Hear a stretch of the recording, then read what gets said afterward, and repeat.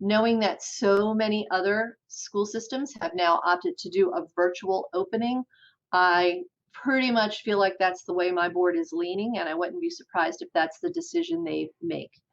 One of the things that we will be asking them is, unlike the closure that happened in the spring because we wanted to flatten the curve and we were on stay-at-home orders, we would like to have the opportunity to still bring in small groups of students. And in addition to the groups that both Dr. Curry and Dr. Lawson talked to you about, we've also been talking about, we have a lot of students in our career and technology programs that need hands-on opportunities. When you're doing the automotive program, when you're working with electricians to learn how to do that. And so that's a group we also want to take a look at possibly bringing in.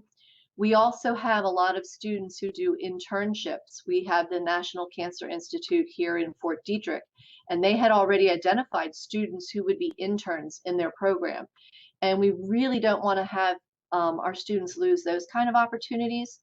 And again, while the state is in stage 2 and the NCI would be using appropriate protocols, we feel like if we talk to parents and students and we have them sign a waiver, that we would like to continue to support those kind of opportunities for our students.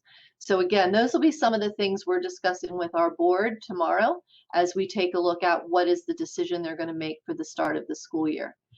One of the other big challenges we know is that for many students, again, distance learning was not optimal. We anticipate a lot of student learning loss and want to try to do everything we can to recover that. That will be a little easier in some of the options than others, but something that we are committed to either way. And then access and equity for all students. In the spring, Frederick County deployed 1,000 mobile hotspots to provide internet access for families who did not have it. We are very fortunate that we had enough Chromebooks that we were able to ensure a device was in the hand of every child. Again, as we move into the fall, that's something we are going to inventory and ask about again. We do have a few areas in our county up in the Catoctin Mountains where fiber optic network is not in place, cable is very difficult, and while those mobile hotspots were okay for doing some email, they were not ideal for downloading and doing a lot of the things we expected of students. So again, that may be a group of students that we say really need to come into the buildings in order to be able to even do a virtual experience well. And then once again, the emphasis on the social emotional needs. We know that many of our students face significant trauma during this pandemic, and what are we going to be able to do to provide supports for them?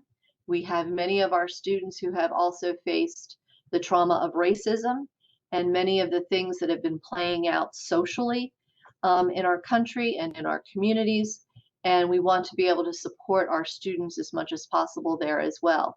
So again, even if you're thinking about an all virtual environment, we would like to have counselors there to take appointments, to welcome families in, to do some outreach. One of the things we did in the spring that was very successful was we set up a student support team in each school. These were teachers who may not have been the teacher of record for a class, the reading specialist, the interventionist, our counselors, even our media specialist. They would touch base with families that we saw weren't connecting, or students that teachers would flag and say, you know, the child's just not getting the assignments in, I'm not sure what's going on. So they supported our teachers and our administrators in reaching out to families and trying to keep those connections going, letting families know about resources that were available. I think that will be the other big enhancement for our virtual piece, is making sure that we have a lot of resources and supports for parents, because this is a very different thing for parents to try to navigate as well.